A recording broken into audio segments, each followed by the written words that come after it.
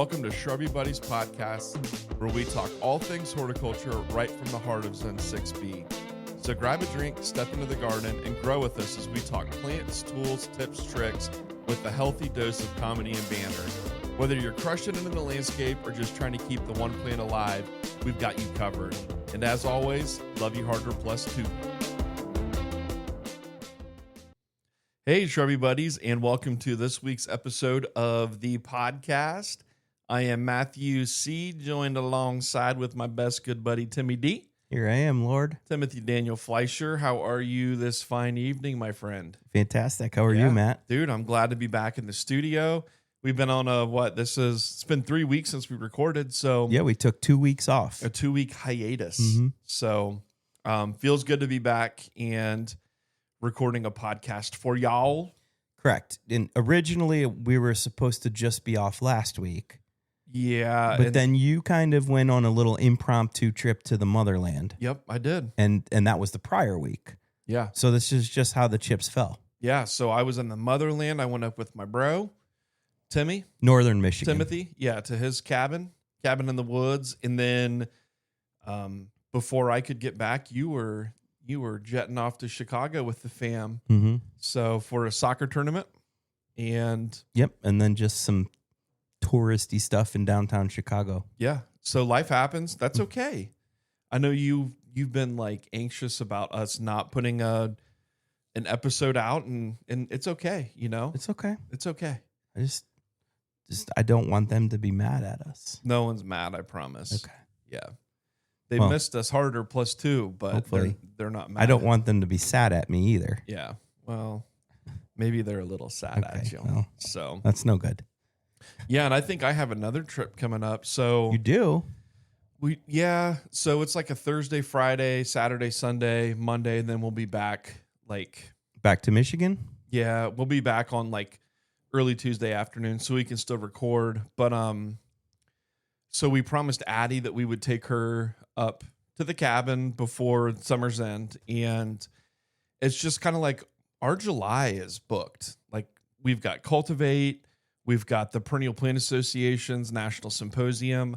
I've got to be getting ready for the Dublin Irish Festival. So it's like July was kind of out of the question for us. And then basically everything from when we get back from the time that we are going up here in the next couple weeks, the cabin's booked with people going up. So like, and once you get to August, it's probably like getting cold and chilly, and Addie wants to be there when it's warm. But I think that, their school starts back in early August. Yeah, it was just kind of like a timing thing. It was like, well, if we're going to go, this is probably the best time for us to go. That's cool. That's great. Yeah. So we're going to go up for 4 or 5 days.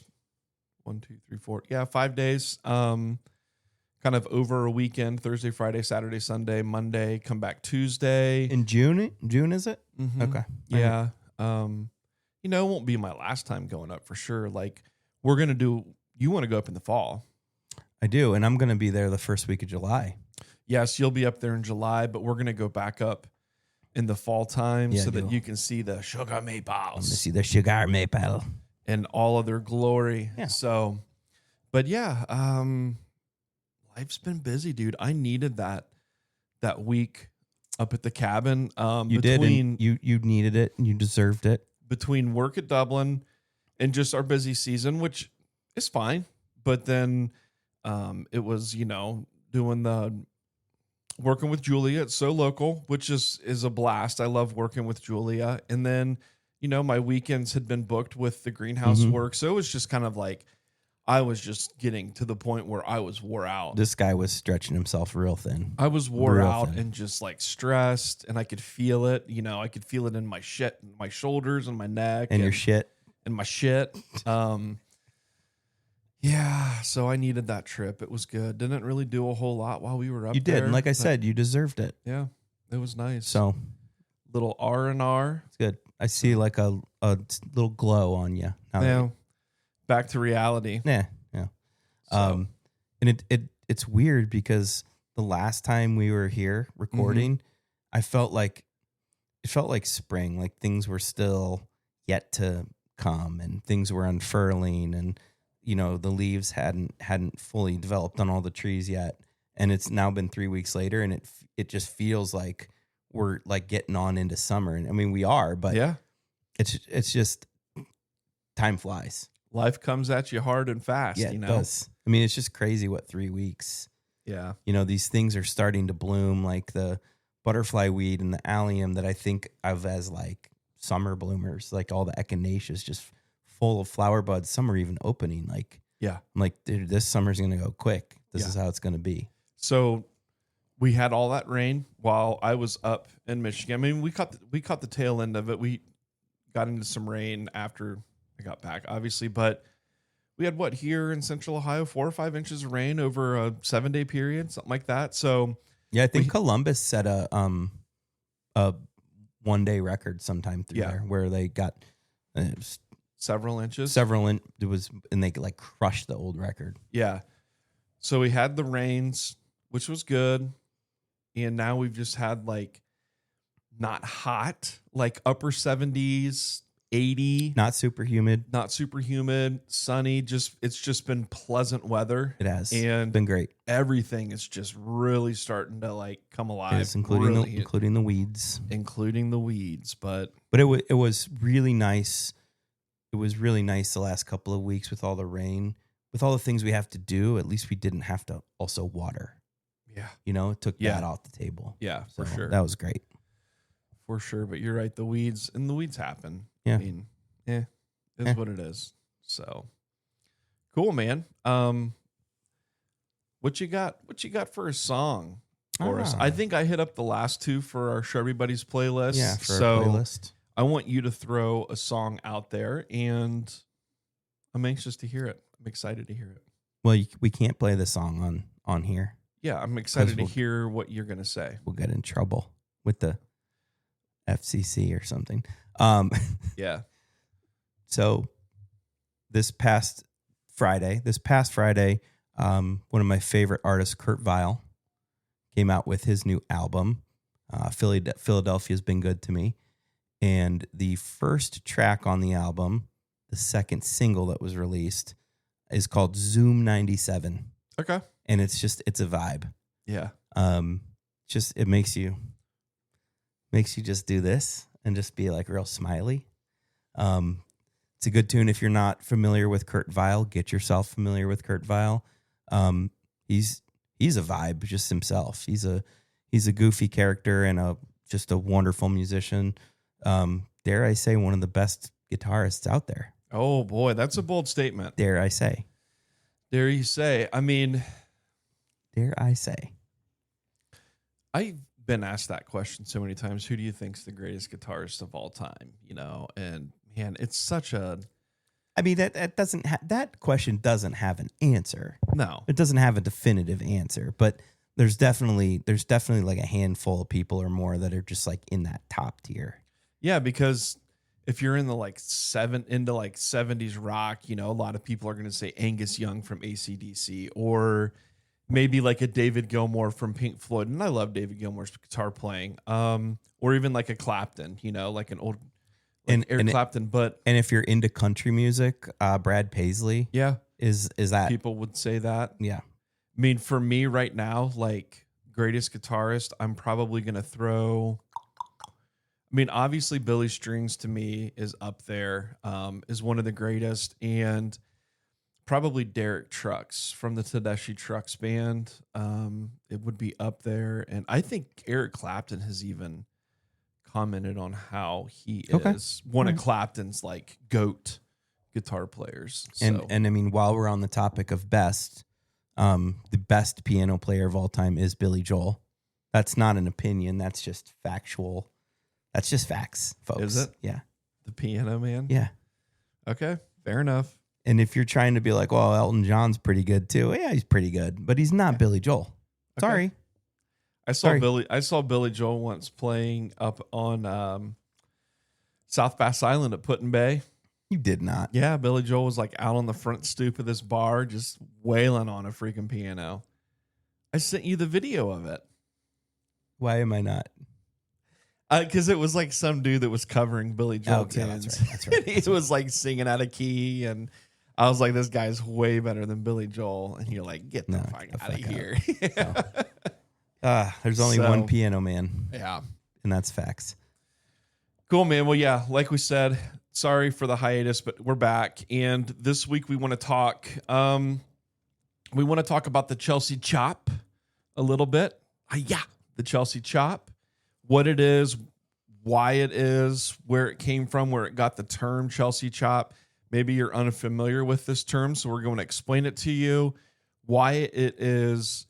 It could be a very, very useful trick in your bag of perennial tools this year and years moving forward. Yeah. And then we're also going to hit on just a couple other small, I don't want to say housekeeping items, but just some things to keep in the back of your mind as we move from now into summer. Stuff that we've harped on before and we'll continue to harp on. So yeah, I think when we first came into this season, it was, here's some advice to get going on the season. And then you kind of take a break and just watch everything go. But now it's time to intervene a little bit. Yep. If you'd like. And just some tips and tricks and ideas to intervene in your garden to help things just be the best that they can. yeah, So this isn't stuff that you have to do, but well, it may, you have to water. We might touch on watering a little bit. but when we talk about the Chelsea chop, it's not something that you have to do. True but that. could definitely work to your benefit. Sure. So cool. All right. So let's just dive right into that Chelsea chop. I know people are dying. People that don't know what that is are dying to know what it is. So, you want me to explain what it is, where it started, or? I do, but I just want to back up a little bit. All right, we're backing. The term Chelsea chop, I was not a big fan of it up until like a couple days ago. Okay. I don't know. I didn't like the ring to it, and I just thought, But then I started doing a little looking around on the internet and found out where it got its name and why. And then we talked about that, and then I like it now. Yeah, I like the term Chelsea chop because it makes sense and it's got a nice ring to it. I'm glad that it's come around for you. Yeah, just took a couple of days, I guess. Yeah, no worries. But yeah, why don't you first explain what it is, what the Chelsea chop is? Okay. And then what? And then tell us how it got its name. Okay, so the Chelsea chop is basically just pruning back, pinching back, chopping back, shearing back, however you want to, whatever you want to call it, your perennials. So some of the perennials that you could do this on, that time's coming past, but there's a lot of the late summer, early fall, and into late fall perennials that you could do this to now. But basically, all you're doing is pinching or cutting the plant back from where it is now in half, or a third, or half, or you could probably even go a little bit more aggressive on some stuff. I know I've experimented with how low I can actually go. Like, how low can you go on goldenrod? Me too. And some of these perennials, some of the ones like goldenrod that are kind of weedy, you can go pretty low with them. But the recommendation when cutting back your perennials for sturdier plants in late May, early June is 1/3 to 1/2 of the plant. Yeah. But like you said with goldenrod, I've gone even more than that. 2 years ago, I believe I really went at them and they were fine. It was great success. Yeah. But so there's a few reasons why you might do this, and like you said, it only works with specific things. In late May and early June, and these are the plants that are going to be blooming later this summer into the fall.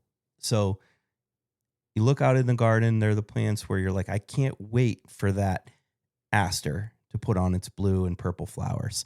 I can't wait to see the bees just attacking that goldenrod. I cannot wait till the hummers are swooping in on my David phlox. The things that are blooming a little later in the season. Yeah. And And what we're doing here is we're taking this plant before it forms like real mature flower buds, and we're just cutting it back. Like I said, 1/3 to a half or more. And what's going to happen is that plant's going to just start regrowing. It hasn't set all these great flower buds, so it's still going to do that. But now you're going to end up with a much more compact and strong plant. Yeah, for sure. We got a problem down here? Yeah, we do. Hold on just a second here. Okay. Okay.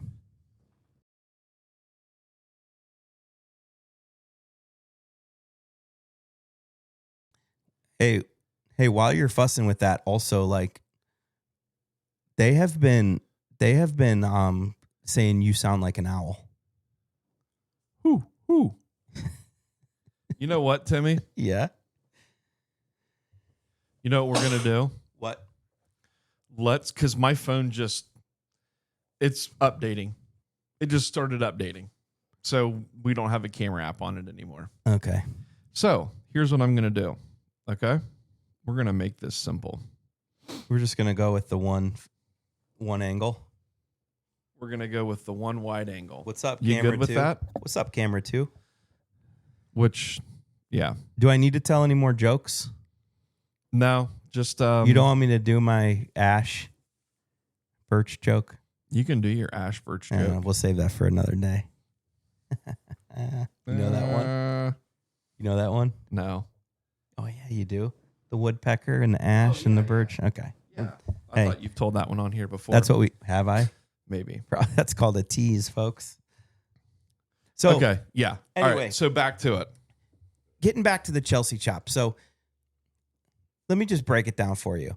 I have a goldenrod at home called Fireworks. Yeah, It's a cultivar called Fireworks. And I believe it's marketed to be like 3 feet tall, right? Like it's definitely more compact than a typical goldenrod. But it's a pretty aggressive plant. It really spreads this way a lot. And it definitely gets taller than, when it's happy, it gets taller than 3 feet. And that's okay.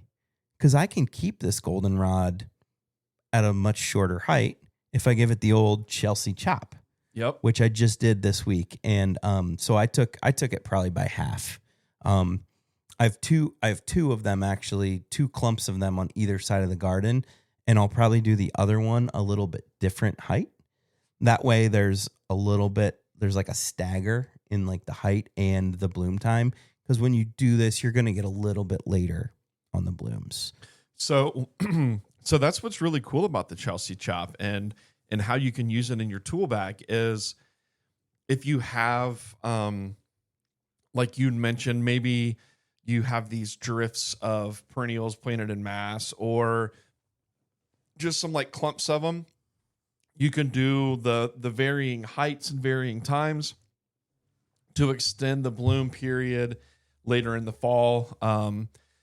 Can also adds like a different dimension to the garden. In the fall, when these things are flowering, you kind of get the a couple different heights. But what I found interesting, and I had never thought about it until you mentioned it, and that is doing it on the same plant. Varying heights on the same plant, or even varying times. So you could have like a nice... No, I mean, you're not going to do this on a little 1 gallon that you just planted this year. This would be like a plant you've had in the ground for several years that's nice and mature. It's kind of reached where it's going to be at maturity. But varying the heights on a single plant. So going through and you've got stems coming up and you might take some of the ones in the middle and leave them. Yeah. And then some kind of near the edge, you might chop them a little bit, and then at the very edge, chop them so you have different heights of your blooms. So instead of this plant just throwing off all its blooms at 4 feet like that, you've got a few at 4 feet, then some down here at 3 feet, and maybe some here at like 2.5 feet. Yeah, that's really cool. I like that a lot. And something I want to try it on is my echinops at home. Oh, yeah. My globe thistle. Because first of all, it's like, I would say that's the plant I regret putting in the garden because it's just like been quite the bully, the thug in the garden. But if I could do something dynamic with it and give it like a little bit more depth, then maybe I'd be happy with it. So yeah, and I think you talked about Echinops being the bully. I would say Orangium could probably work into the same kind of thing. True. Perhaps the blue one. Is that what you're talking about? Because I tried it with Rattlesnake Master and it doesn't work. Okay. Well, no, what I was just gonna say is like, it wasn't even really about the Chelsea chop. Oh, I was just saying like those bully plants. Are you talking about kind of how it spreads around and stuff? Yeah. I mean, I think that there are some plants that are probably better left for the prairie. Yeah. Than they are for a more manicured look, if that's what you're going for up around the house. Sure. Sure. And you said it right. My Rattlesnake Master. Yeah. It gets around in that garden. Yeah. Sorry for interjecting there. No, with that. It's okay. But, interject away. But yeah. And so there's the layering effect that you can do, like we just hit on with the Chelsea chop. But one of the big reasons why I do it is like, especially for the goldenrod, because I have plantings like you with these goldenrods that get, tall. They can flop. So when you have those floppy plants, a lot of times you can leave them tall. Maybe you can plant some more sturdy plants around them to kind of help stake them. That way you're not actually having to go out and stake your perennials. Like I've used Eupatorium, like Joe Pye weed with the Solidago, because it's a very stout perennial. Sure. And it kind of holds it up, stakes it for me. But doing this Chelsea chop where you're cutting it back really hard, it just makes a sturdier and stouter plant. So you really don't have to worry about the flop, because rather than being 4 feet tall with wirier stems, it's going to be half as tall with just a more stout, sturdy stem. Is that even a word? Wirier? It is now. Okay. Right? Yeah. Yeah. Okay. But that's one of the reasons why I've used it in the past. Not so much for staggering flowering time, although, I mean, I could definitely see myself doing that moving forward, right? With some different things. But typically for me, it's been about making a sturdier plant. So sure. And a good example of something that I think a lot of people have that this might be good for are those like hardy mums that people get in the fall, to put on their porch and, to accentuate that orange and red and yellow look. And then a lot of people plant them in the ground. It's not my thing in the garden, but a lot of people just can't help themselves. They're like, I bought this plant and I'm going to keep it. It's hardy. And what you often hear is, why did it look so good on my porch, and now in my garden it's looks 4 feet tall? Yeah, weird and ratty, and it blooms at different times of the year. That's because in cultivation, when they're growing these mums, they're pinching them. They're essentially Chelsea chopping them in controlled environments. Yeah, and so they're cutting these mums back very uniformly. And then they're now creating new flower buds on shorter, sturdier plants that are going to be that kind of meatball-y thing. So if you do put your hardy mums in the ground after the fall, this would be a great technique to have them bloom and look like they did when they were on your porch each and every year. Not to mention the hardy mums that you're buying at the store were this big when they started them at the beginning of the year. So they're very young plants when you're buying them in the fall. They're not at their mature size or anything like that. It's very similar to like if you go to the store and you buy a coneflower, right, in a 1 gallon pot in July or August, like it's not going to be nearly what it's going to be in 2 or 3 years. So yeah, I mean, you're right. They do pinch them back and they do shear them and stuff to kind of keep that meatball look. But the more it grows and it sets out roots and gets more healthy, it's going to become a bigger plant. Well, don't be afraid to just shear them back. Yeah. Like literally, this is one of those times when, like, if you've got some of those mums where I'm advocating for just taking the buzzers and going bzzz, and just zzz.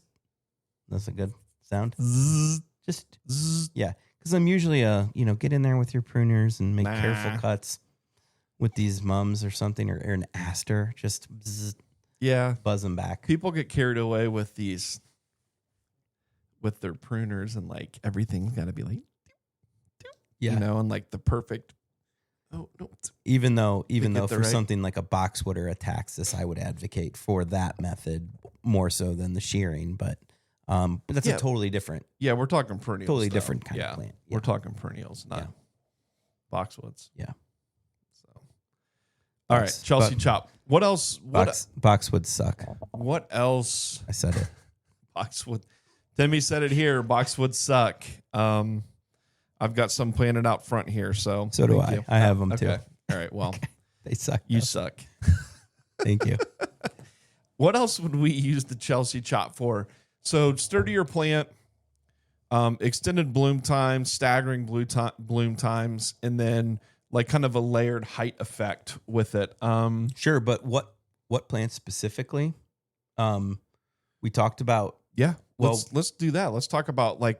We're talking about this Chelsea chop. We talked about hardy mums just now. We talked about asters. Those really fall in the same category. They because an aster is something that you often buy in the fall. The same time you would your mums. And typically those are just like the New England asters that you might buy as a perennial in your garden. And if you're looking for a real natural look, then leave them be. But if you really want that color to be like just a real tight, stay in that area, kind of meatball-y thing. Grit your teeth a little. Yeah. Then the asters. Vernonia. Ironweed. Okay. Goldenrod we hit on. We did. We talked. Goldenrod's like, I think, the poster child for this. Yeah, for this method. Like I said, I would like to try Echinops. Oh, Helianthus. Is a good one. So, what's that? What's our common name on that? Like a false sunflower or something? Yeah. Great. And Heliopsis. Okay. Helianthus and Heliopsis. Great candidates for this. And those are ones that are really good at flopping. So if you're just trying to create a sturdier plant, Heliopsis, Helianthus. Rudbeckia. Sedums. Now you see them, now you don't. Now you don't. If you follow us on TikTok, you saw Tim the Magician do his young sedum Tim. That was young Tim. It was a young Tim. No, sedums are great for this because sedums bloom late summer and even into the fall. And there's a lot of breeding being done with sedums. So you're getting like a lot of like powder puff is a good example of one that's just like a scaled down autumn joy that doesn't necessarily need this, but like an autumn joy, which is like the classic. Yeah, I mean it's taller sedum. Yeah, that's one that it can flop so easily, especially if like your soil's too good or if it's getting just a little bit of shade, it just gets too leggy. It's a great one for shearing back. Yeah, and you're right. Autumn joy is probably, I would guess, I don't know, this is just a guess, probably still the most sold garden sedum that you're going to find people planting, right? Could very well be. And it does flop and it will break stems. So that would be a good one. But you mentioned breeding, and they are doing a lot of great breeding to make the plants more compact, very similar to with what they're doing with a lot of these things like Monardas and things like that. So more compact, stronger plants, but even the bigger ones that they're coming out with are supposed to be a sturdier plant, Sure. Now I don't know if they're making the stem sturdier or if they're breeding like a like smaller flowers on the stems that aren't quite as heavy, because some of those autumn joys, those flowers can get pretty heavy on those. They can, and as the plant ages and starts to die out in the middle, they splay out, right? And then you can kind of like see it. If you look straight down on them, it looks kind of like a butthole. Yeah, and you see what I'm saying? I think, I do know what you're saying. And when it gets to that point, we've talked about it before. That's a good time to divide. You Yeah. can divide that plant out of there. Yeah, So, but and like if you're seeing that you get a heavy rain and it beats down your perennials, or some wind and it beats down your perennials, and they're not recovering from that, that's a good opportunity to give them a cutback. If they're a later bloomer, a later one, to get them a little bit more compact and strong. Yeah, Turn them into a Sherman tank, if you will. I will. Will you? Maybe. Garden phlox we mentioned. Yep. And I told you before the show that the rabbits do that for me. It's like every time I move it around some phlox, and it takes them a while to find it, the blue paradise, and they found it. And they cut it back. They just I think it's rabbits. It could be a combination of rabbits and deer. Yeah, probably. But motherfuckers. And then sometimes they just miss the flower buds altogether and they bloom, and I get the hummers, and life's good. Go. Life is good. Speaking of hummers, dude. Yeah. I sent you that picture this weekend on Saturday. I had this customer walk up, and she's like, part of the greenhouse that we have it's glass, right? Or one of the greenhouses that we have is a glass greenhouse. And she's like, there's a little hummingbird that just hit the glass, and I set it up on its feet, but I don't want someone to find it or the cat to find it, Lily. I'm like, okay. So I went over. It's this male hummingbird. How'd you know it was a male? Did it have a... I didn't know that at first, and I'll get to that in just a second. But male hummingbird, I picked it up and had him in the palm of my hand, and he's breathing. He's not acting crazy. So I'm like, okay, he's probably just stunned. His beak's not broken. He's trying to flap his wings. So that I was like, okay, it doesn't look like he broke a wing. And then I hear the thunk behind me, and I'm like, what the hell was that? And I turn around, and it was another hummingbird. Jesus. Hit the glass and fell. So I picked that one up. Same story, So I know it was a male because Tristan Ray, Taylor's best friend, is our veterinarian. And she is obsessed with hummers. Obsessed with hummingbirds. I know. Shrubby Buddies follows her. So obsessed with hummingbirds. On the gram. And I was like, okay, I got to get a hold of Tristan, and see what I need to do with these things. One, she's a vet. Two, she loves hummingbirds, so she's got to know. So I tried FaceTiming her, nothing. So then I sent her a picture, and it was just like, holy shit. Are you kidding me? How are you holding these things and they're still alive, And I explained it to her, and she told me what to do with them and stuff. But she was like, I can't believe that there were two males that were that close together, in the same general area. Because right now is breeding season, I guess, for them. I don't know. And I don't know anything about hummingbirds. So you said, how'd you know they were guys? I guess the color.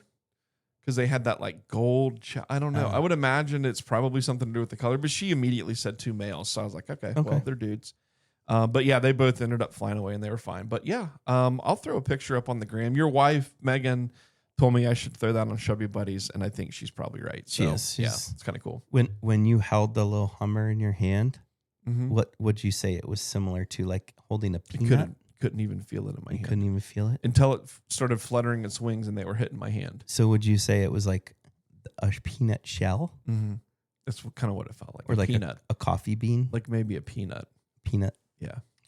So sweet. So delicate. Yeah, really cool though. So yeah, back to the hummers. David Phlox, cut them back.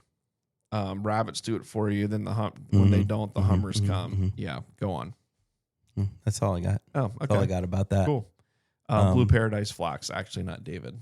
I think you mentioned Blue Paradise. Well, they date the David too, but I have a lot more of the Blue Paradise. It's just more vigorous. Yeah. Yeah.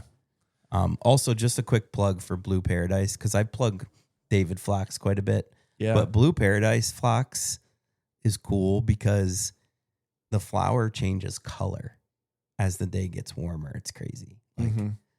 I've got some cool pictures of it, first thing in the morning when the sun's rising, and it's just a really almost true blue, almost a little like a metallic blue, like a shiny blue. And then by the time the heat of the midday comes, it's almost just like a true pink. Nice. So it's a cool plant. And then in the evening, as it cools down again, it gets back to blue. So I don't know. Anytime you can do a little trick like that. It's like the chameleon Yeah. of the plant world. Yeah. Yeah. Speaking of chameleons, Mm-hmm. got anything about No. chameleons? No, neither do I. Okay. Yeah. I got nothing on chameleon. I'm like, should I have something? Sorry, I got a little tickle in my throat. That's That's why I'm because now the camera's on both of us all the time and Yeah. seeing me cough all the time. It's Tim. It's okay. So Yeah. yeah, I contracted an ear infection while in Chicago. Among other things. Yeah, and then this tickle and Mm-hmm. Among other things. among other things. Yeah. Okay, so the Chelsea chop, we kind of explained what it is, what you can do it on. Yeah, but how did it get its name? Yeah, so that's what we need to explain, because we just dove right into what it was and blah blah blah. Never even gave like a backstory on the Chelsea chop. Well, now before it's this. time. Now it's time for you to give us the Okay. backstory. Chelsea chop got its name from the Chelsea Flower Show, which started in 1913 by the Royal Horticulture Society in London, England. Ooh, wow, look at And it those is one facts. of the most famous. I mean, I'm sure you've heard, if you're into gardening and stuff, I'm sure you've heard of the Chelsea Flower Show. They say it's one of the most famous flower shows in the world. Yeah, one of the most famous in the world. And I would say like the United States Flower Show would be like the Philadelphia Flower Show. I think it's in Philly. It would be the equivalent to the Chelsea show. But Or what was that stateside. one? What was that one that was Cultivate was affiliated with?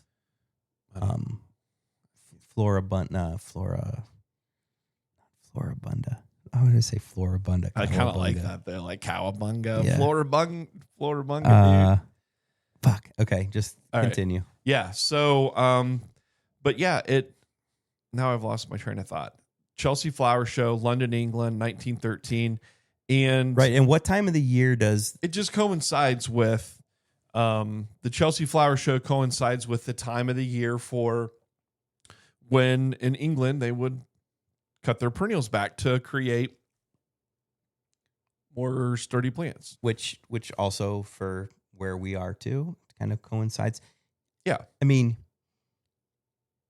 you have a pretty large window for this. I've done it Yeah. as early as like mid to the third week of May, and I've done it as late as like the second or third week of June with my goldenrods. So Yeah. but I think the most ideal time would be the very, very end of May, very, very start of June. Yeah. Which is about when this flower show happens. So, thus the name Chelsea Chop. Yeah. Chelsea Flower Show, the Chelsea Chop. And this is something that gardeners have been doing for a long time. Mm-hmm. But it's just in the last couple decades that term has taken over as like the Yeah. term for it. So I never had a beef with that term quite like you did, apparently. I don't know why I did. But here we are. I don't know why I did. So, yeah, so that was kind of the meat and the potatoes of what we wanted to talk with you all about today. But we mentioned that we wanted to hit on a few other kind of like housekeeping type items.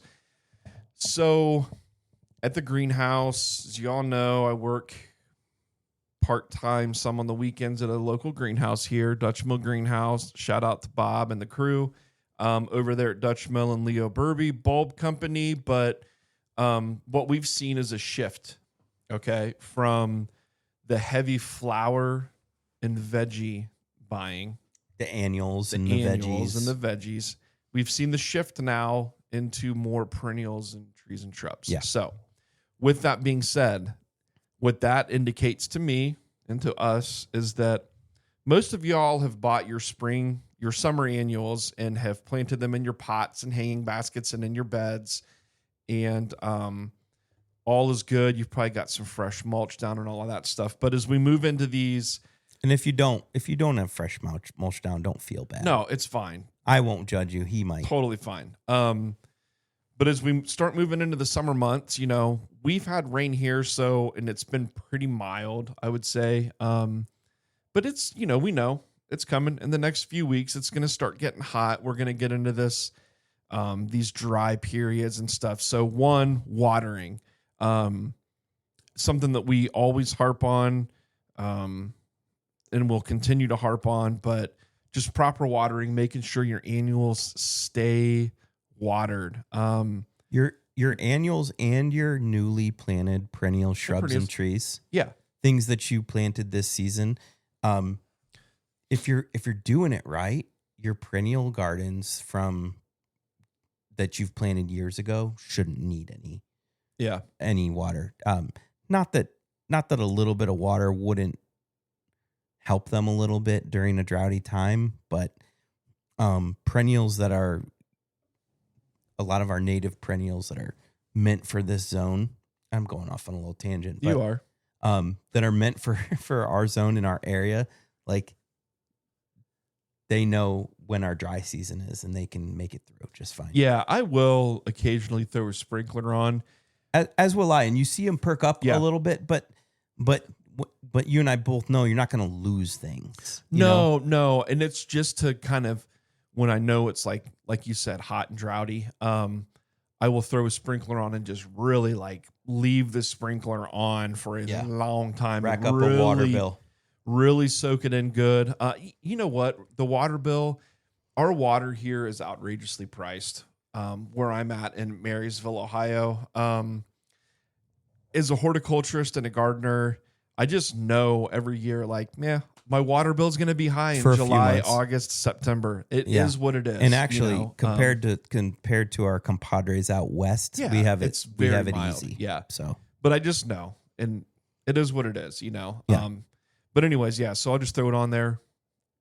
Going back to the watering, so all this stuff's in the ground. Check your baskets. When your baskets get dry, like hanging baskets, just give them, a little lift and feel like, okay, my basket's dry. This is about what it weighs.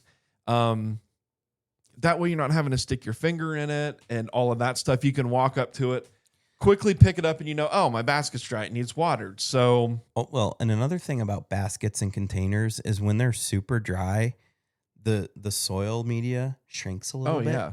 And when you water them, the water runs right down.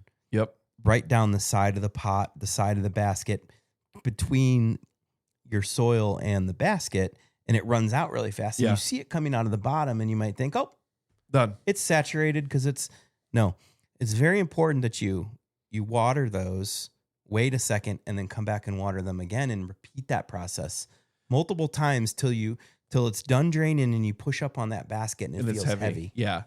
And then with your pots and stuff, just stick your finger in the soil. If the soil's dry, the plants will talk to you too. They'll tell you like when they want water, they'll wilt up. Yeah. So figuring out proper watering, I'd rather see the plants dry out just a little bit and rehydrate them than to see you go out every day and just keep hammering them with water, thinking like, oh, I'm never going to let these things wilt or dry out. Like root rot's real, and it happens in so many of our annuals. I mean, we see it in the greenhouse too. You don't go out and water the entire greenhouse every single time you go out to water. You spot water it. You water what's needed. You water what's needed. So, if your pots and your hanging baskets don't need water, then don't water them. Stuff in the ground, deep, infrequent waterings, rather than going out every single day and watering these things. Just start getting into good watering habits as you move into the summertime.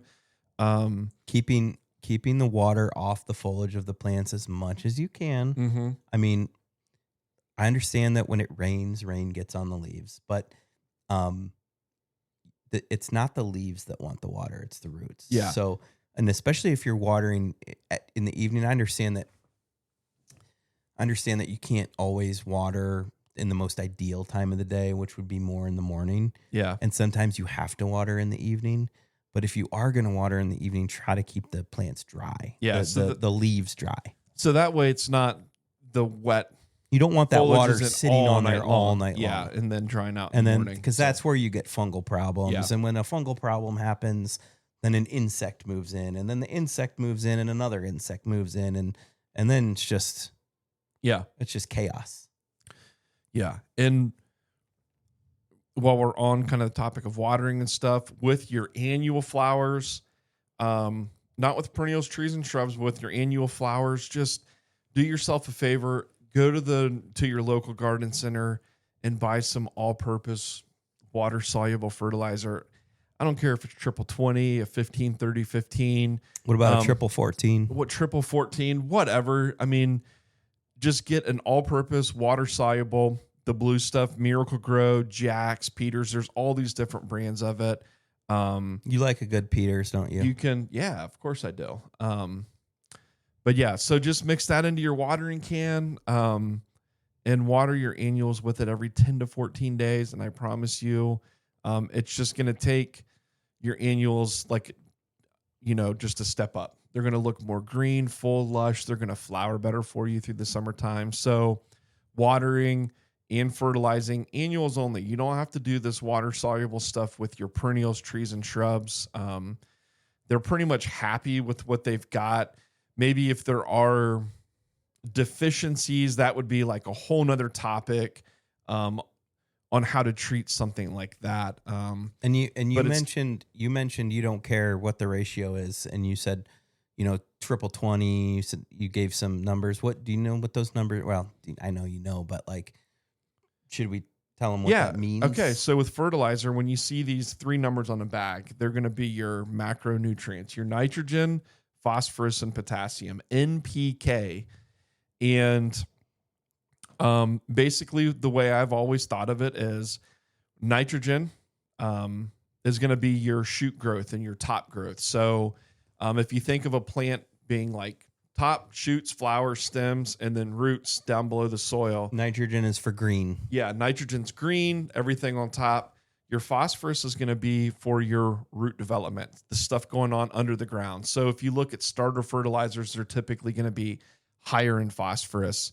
And then your potassium, which is your K, it's just going to be like overall hardiness of the plant. So it's going to help it be more resistant to these diseases that we talked about and just overall healthier through a drought. Taking vitamins. Yeah, like a vitamin. Yeah. And then there's a whole list of micronutrients that you can add into soils. We're not going to get into that. Iron, manganese, magnesium. All of the stuff. Yeah, all of that stuff. Typically, when you talk micronutrients with plants, you're talking the 3 you just listed: iron, manganese. And it's not typically as important with the annuals. No, that would be more chlorosis and woodies, trees, shrubs. Yeah, things like that. Yeah. But yeah, so that's kind of your fertilizer, and I think the 20 is the percentage, right?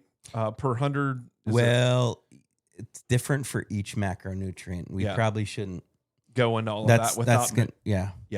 We're just not trying to teach a soil science class here, but yeah, just so typically you're going to see like all purpose would be like boom, boom, boom. All 3 of the numbers are going to be very, very similar. To triple 20, triple 14. The bloom booster is probably going to be a little bit higher in your phosphorus. So it would be like a 15, 30, 15. But yeah, so all purpose, the blue, like, bag of sugary looking stuff that you buy. It's like a tablespoon or something to a gallon of water, whatever. And yeah, it looks like blue sugar, but don't put it. Don't eat bake it. your cookies with it. Don't eat it, but don't Walter White that shit. No, either. No, that's not a Walter White thing. But yeah. So fertilize, water. There was something else that we wanted to hit on too. What was it? So at this point in the season, your garden is probably getting close to maturity as far as the size of the plants, not necessarily the height, but the real estate that the plant's taking up in your garden. And so this is a good time to kind of take a step back and look, where do I have some gaps in my garden that are going to need to be addressed? This whole idea of green mulch, right? Where we just, maybe I'd tuck some mulch around the edges and stuff, but I don't want to see the ground in my garden. So if you're seeing the ground, that's an opportunity to put something there. Or if you're seeing a plant that's kind of outgrown the area you wanted it to be in, now is the time to divide it up and move it about. now is not the time to divide it up and move it out. But maybe call it just like maybe pull some out if you're getting rid of it. But now's the time to mark that and say, that's going to need divided. I'm going to have an empty space, or there is an empty space. What do I want to put there? Note taking. Yeah. Yeah. So walk out with your pencil and your paper and just start taking notes. Like, echinacea on north side of bed. You know, a 2 foot by 2 foot gap. Would they be able to do that on their phone in their notes, or do they have to have a pencil and paper? Do it on your note phone. Okay. Phone notes, note phone, whatever you, or a pen even. Yeah. Or talk to notes. Bloop, bloop. Whatever you need to do. But however you keep your notes. But yeah, taking notes on that stuff. Just so moving into fall, you can get those gaps filled, or even next spring. A lot of times it's like, oh crap, you know, I know that I had some gaps here or there, but where were they exactly? Yeah, because in late winter and early spring, it's all gaps. I mean, you see the plant starting to emerge, and you're just like, oh, there's a huge gap, but you forget that plant gets 4 feet by 4 feet, and so that gap is no more. Yeah. So taking good right now is a good note taking time. Yeah, for sure. For sure. I like that. So cool. Sorry about the cameras. Yeah. Man, that sucks. Like camera 2? I don't know. Yeah. So we can count on you. This camera to the right of me here is like just an old iPhone, and I don't know. It just kind of sucks. It just is always problems for us. And here mid recording, it just decided to shut off and start updating itself. I mean, it's a good time to remind the listeners of our GoFundMe. Yeah, for better cameras, better camera gear. So if you'd like to see us from 3 different angles and wouldn't, I'm gonna get on Facebook Marketplace and I know you are, and see what's out there. And if you're like a video person and you're watching us or listening to us, please hit us up. Shrubby Buddies at Gmail. Hit us up on TikTok, Shrubby Buddies, Instagram, Shrubby Buddies, any of those socials, and give us some advice on like video camera stuff. So like we're in this. We can't do the iPhones forever. No, we're in this for the long haul. I think, I am. Yeah, we're in it for the long haul, and so we don't want to just keep using iPhones. And we do enjoy trying to make good content for you guys. So also we're horticulturists and not audio video people. So no, but that's a thing too. I still think you're better at AV stuff than the average bear, if you will. Maybe. And if you all haven't noticed our Easter egg yet, he was eating a Cheez-It the whole time you guys were watching this. So no, I mean it. Yeah. All right. Well, I think that about does it for this week's episode. We're looking forward to recording for y'all next week. And until then, rock on with your cock on, and we love you all harder plus 2. Yeah, and pull up some Kurt Vile. And pull up some Kurt Vile. It's the Kurt Vile time of year. We're getting into the warm weather, and just like go sit on your patio and pull up the Vile. Throw on some Vile and go and Zoom 97. Go play in your flower beds a little bit. Yeah, right on. All right. You good? Yeah. All right. Love you harder plus 2. Knock off Cheez-Its. Bye-bye. Bye. Love you.